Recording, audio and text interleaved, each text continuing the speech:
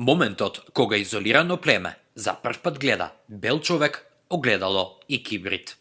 Средбата на изолирани племиња со современиот човек не мора нужно да биде лошо или опасно искуство. Истражувањето на белгискиот научник Жан-Пьер Дутиле го докажува токму тоа.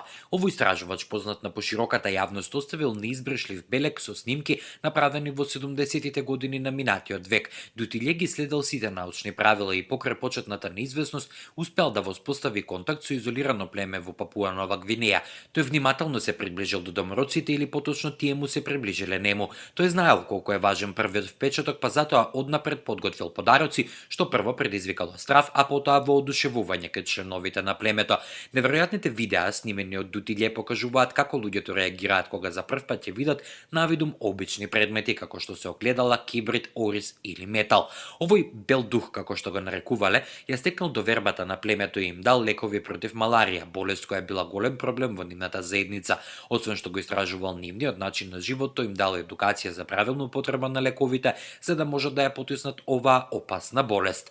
По првичното сомневање, членовите на племето се опуштили и радосно разговарале со белгиецот, објаснувајќи го нивниот јазик и обичаи. Оваа единствена средба била снимена на видеокасети кои се вистинско богатство за научниците и љубителите на антропологијата.